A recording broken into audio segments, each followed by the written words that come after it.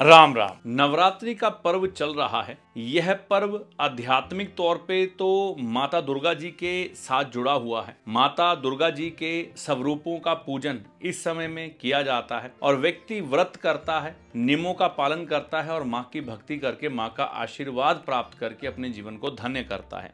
लेकिन इसके साथ जो माता दुर्गा जी है वह बुध ग्रह की देवी मानी जाती है। अगर किसी व्यक्ति ने अपना बुध ग्रह अच्छा करना हो तो नवरात्रि का अवसर बहुत अच्छा है।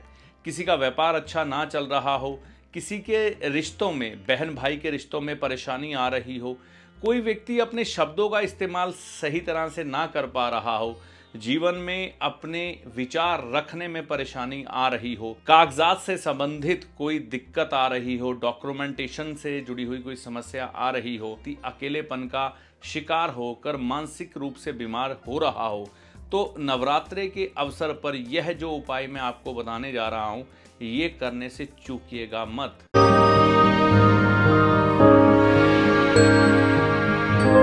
नमस्कार, मेरा नाम है पंडित अरविंद तिवारी। इस चैनल पर अगर आप आज पहली बार आए हैं तो इस वीडियो को देखने के बाद अगर वीडियो आपको पसंद आए तो चैनल को सब्सक्राइब करके जाइएगा। देखिए, नवरात्रि का पर्व साल में 2 बार आता है। एक बार चैत्र नवरात्रे जो कि इस समय चल रहे हैं, दूसरे शरदीय नवरात्रे, दूसरे शरद नवरात्रे। ये साल में 2 बार हमें माता जी का आशीर्वाद, माता दुर्गा जी का आशीर्वाद लेने का अवसर प्राप्त होता है। देखिए, आध्यात्मिक उन्नति, शक्ति प्राप्ति के लिए और अपने आप को एक तरह से अलाइन करने के लिए और उस प्रकृति के साथ, सृष्टि के साथ, माँ के साथ एक तारतम्य बिठाने के लिए नवरात्रि के अवसर में जो भक्त होते हैं वो माँ की भक्ति में डूबे रहते हैं। पूजा, आराधना, व्रत, नियम का पालन किया जाता है और इन सब को करने के बाद माता जी का आशीर्वाद प्राप्त होता है। जब ये सब प्रक्रिया पूरी हो जाती है तो अष्टमी पूजन किया जाता है। कोई भक्त अष्टमी पूजन करते हैं, कोई माता के भक्त नौमी पूजन करते हैं। तो नौमी पूजन में क्या होता है, अष्टमी पूजन में क्या होता है, छोटी छोटी कन्याएं जिनकी उम्र 9 साल से कम हो उनका पूजन किया जाता है माता दुर्गा जी के स्वरूप को प्रमुख रखते हुए। तो 1 साल की कन्या से लेकर 9 साल की कन्या को इसमें शामिल किया जाता है। 9 ग्रह हैं, 9 कन्याओं के स्वरूप को माता दुर्गा जी का स्वरूप मानकर पूजा जाता है ताकि इस समय में ग्रहों की एक शुभ ऊर्जा भी प्राप्त हो। तो कन्या पूजन में कुछ एक बातों का ध्यान अगर आप रख लेते हैं तो आपके द्वारा होने वाली गलतियां एक तो कम हो जाएंगी, क्योंकि भक्ति में गलती नहीं होनी चाहिए। कई लोग, देखिए, बहुत ऐसा देखने में आता है कि एक दूसरे की देखा देखी कई बार गलतियां कर जाते हैं भोले भाव में। जानबूझ के कौन करता है? माता की भक्ति करते हुए गलती कोई नहीं करता। देखिए, सबसे पहले तो ज़्यादा समय को व्यर्थ ना गवाते हुए मैं आपको बताता हूँ कौन सी चीज़ों का आपने ध्यान रखना है। एक तो कन्या पूजन करते हुए जब भी कन्याएं आपके घर में प्रवेश करेंगी, आपने कन्याओं के चरण धुलाकर जब उन्हें अपने घर में बिठाना है। अगर कन्याएं अधिक भी आ जाए तो किसी भी कन्या को आने से रोके ना, ये ध्यान रखें। आपने ये कोशिश करनी है पहले 1 से 9 साल की कन्याओं का पूजन एक क्रम में बिठाकर करें। बाकी जितनी भी कन्याएं आई हैं उनको उपहार देकर ही भेजें। देखिए, बात अब उपहार की आई है। कन्या पूजन जिस विधि से आप करते हैं बिल्कुल करिए। अगर आपको विधि मालूम नहीं है, आपने आज तक कन्या पूजन नहीं किया, तो मंदिर में जाकर आप ब्राह्मण से, जो पुजारी है वहाँ का, उनसे जानकारी ले सकते हैं। अब हमें कन्याओं को देना क्या है, सबसे पहले ये बात समझे कि शुरुआत करते हैं कन्या पूजन से। आप कन्याओं की हथेली पर मेहंदी ज़रूर लगाएं, ये बहुत ज़रूरी है। हरे रंग की मेहंदी लगाएं, हल्का सा डॉट लगा दें, ज़्यादा लगाने की ज़रूरत नहीं है। इसके बाद आपने एक चीज़ का ध्यान रखना है कि कन्या को अगर आप चुनरी देना चाहते हैं तो चुनरी दे, बहुत अच्छा हो जाएगा चुनरी देना। अब होता क्या है, कन्याओं का पूजन करते हुए जब उपहार उन्हें दिए जाते हैं तो उपहार में कई लोग बाज़ार से चिप्स ले लेते हैं या खाने पीने की ऐसी वस्तुएं दे दी जाती हैं। कन्या स्वरूप देवी को व्रत के नियमों का पालन किया होता है हमने माता दुर्गा जी के नवरात्रों में। अंत में पूजन में गलती कर देते हैं। जैसे कई पैक्ड फूड आते हैं ना बच्चों के, उसमें प्याज डाला होता है या कुछ एक ऐसी चीज़ें होती हैं जो कन्या पूजन में वर्जित होती हैं, उनका इस्तेमाल नहीं किया जाता। आप इतनी बारीकी से वो चीज़ पढ़ते नहीं हैं और कन्या पूजन करते हुए वह चीज़ खिला दी जाती है, तो फिर नुकसान भारी होता है। आपके घर में देखिए जो भोग बनता है माता जी का, वो तो पूरी, हलवा, चने, और कई लोगों के घर में चावल भी बनते हैं या कुछ और भी प्रथा होगी, तो वही बनाकर प्रसाद के स्वरूप में दें। फल दे सकते हैं आप, जोड़े में फल दे सकते हैं, ये बहुत बढ़िया है। लेकिन ये पैक फूड बिल्कुल भी नहीं देना है, ये ध्यान रखिएगा। इसके अलावा अगर आप समर्थवान हैं तो कन्याओं को एक एक ड्रेस ज़रूर दें।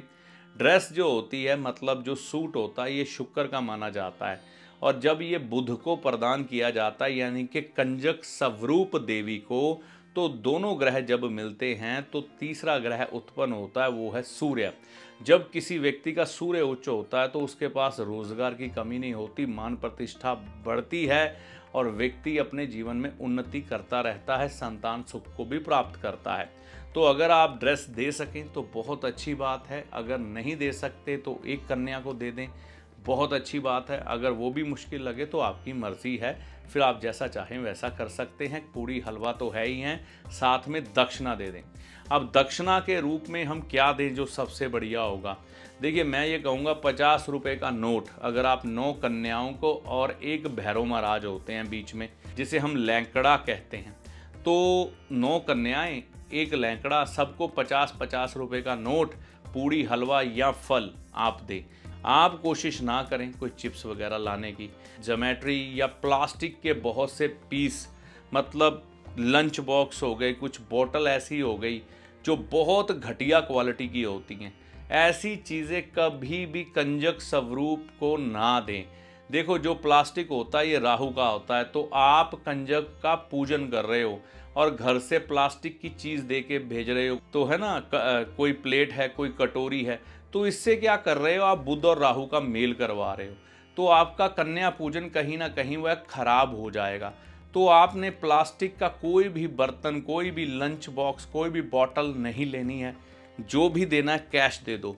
जितना सोच के रखा है ना कि इतने का ये सामान आएगा, उतना कैश दे दो, ये बढ़िया रहोगे। अगर ये गलती आप बार बार करोगे तो नुकसान होगा। या फिर देवियों के स्वरूप के लिए ना मेकअप में बहुत कुछ आता है, जैसे कि बहुत सुंदर सुंदर क्लिप हैं, सर पर लगाने वाले क्लिप हैं, बालों में लगाने वाला कुछ ना कुछ आता है, मतलब बहुत कुछ ऐसा है जो बच्चियों के श्रृंगार के लिए बढ़िया मटेरियल मिलता है बाज़ार से, वैसा बहुत अच्छा मिल जाता है। रबड़ बैंड सर पर लगाने वाले ला सकते हैं, तो ये सब चल सकता है, लेकिन वो गलती मत करिए। अब देखिए, एक गलती और आप करते हैं, आप कन्या पूजन करने से पहले माता जी के मंदिर में जाते हैं, उनके सारे नियमों का पालन किया होता है आपने, है ना, हर छोटी छोटी बात को ध्यान में रखा होता है। लेकिन जब वह समय आता है जब माता जी को चुनरी और श्रृंगार का सामान अर्पित किया जाता है, तो इतनी घटिया क्वालिटी का श्रृंगार का सामान आप देते हैं वहाँ पे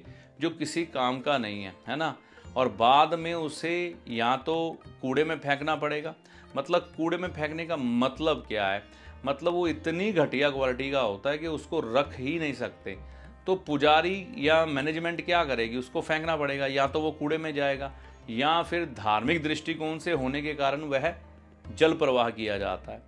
तो आपको ये समझना है, अगर कोई चीज़ देने की इच्छा है तो आप अच्छी दो कि वहाँ पर उस पंडित की, पुजारी की धर्मपत्नी उसे यूज़ कर ले, या उस घर की कोई बच्ची यूज़ कर ले, या तो फिर दो ही मत। फॉर्मेलिटी क्यों कर रहे हो? आप नकली और घटिया चीज़ देने की कोशिश करते हो जो कि होती है प्योर राहु की, है ना। तो श्रृंगार का सामान देते हो घटिया और नकली, और कृपा की उम्मीद करते हो। पूरी ऊर्जा है ना जो वो सब समझती है क्या कर रहे हो, क्या मानसिकता है, पैसे कहाँ बचाने।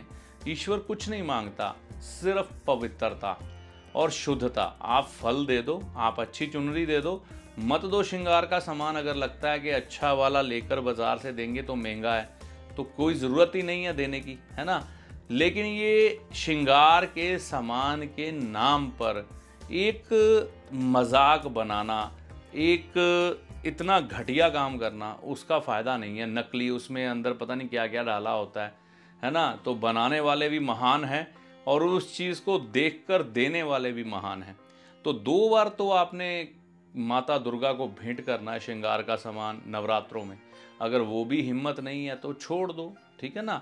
लेकिन ये गलतियां दोहराओ मत। आप अपनी मानसिकता जब किसी को बताओगे कि हमने पैसे नहीं खर्चने, महंगा सामान नहीं देना, तो वो तो कूड़ा भी उठा के दे देगा, उसको तो सामान बेचने से है। जैसे ही आप क्या बोलते हो, गुड़ डालोगे उतना मीठा आएगा। तो ये छोटी छोटी बातों का ध्यान रखो और इस तरह से कन्या पूजन करो आप। ये बहुत ही बढ़िया तरीके से आपके बुध ग्रह को अच्छा करने का उपाय है। बहन, बुआ, बेटी अगर आपसे रूठी हो तो ये दिन मनाने के लिए सबसे बढ़िया है जो नवरात्रों का समय चल रहा है, ठीक है ना। अगर आप नवरात्रे कर रहे हो, ऊपर उनसे झगड़ा किए हुए हो, तो ये नवरात्रा पूजने का कोई इतना फ़ायदा नहीं होगा। अपने रिश्तों को भी सुधारो, तब ही फ़ायदा होगा। क्योंकि बुध ग्रह माता दुर्गा जी के चरणों में पड़ा है और बुध ग्रह से ही बहन, बेटी, बुआ, मासी देखी जाती है। अगर ये रिश्ता खराब है तो माता की कृपा कहाँ से मिलेगी। तो मैंने सिर्फ आपको यह बताना था कि अगर आपने नवरात्रा पूजना है, चाहे अष्टमी है, चाहे नवमी है, इन छोटी छोटी बातों का ध्यान रख के पूजना, तब ही लाभ ले पाएंगे, है ना। नहीं तो फिर हम अपनी तरफ से प्रयास तो पूरे करते हैं, लेकिन कई चीज़ों का ज्ञान ना होने के कारण नुकसान उठाते हैं। तो इसी के साथ माता जी के नवरात्रों की आपको हार्दिक शुभकामनाएं।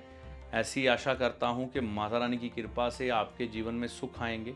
जय माता दी। देखिए, ज्योतिषी को कभी भी चमत्कारी बाबा ना समझे जो जादू की छड़ी घुमाएगा और आपके सामने धन की ढेरी लगा देगा। और ज्योतिषी ना ही कोई जादूगर है जो छलावे में रखकर आपको आपके सारे दुख दर्द दूर कर देगा। ऐसा कुछ भी ज्योतिषी के पास नहीं होता। ज्योतिष विद्या एक ईश्वरीय विद्या है। ज्योतिष विद्या से हम आपके समय की गणना करते हैं कि कब आपका अच्छा समय है, कब आपका बुरा समय है और आपको किन किन बातों का ध्यान रखना चाहिए, इसके बारे में हम आपको बताते हैं। और आपको बताते हैं कि आपको किस मार्ग को चुनना चाहिए और किस मार्ग पर चलना चाहिए।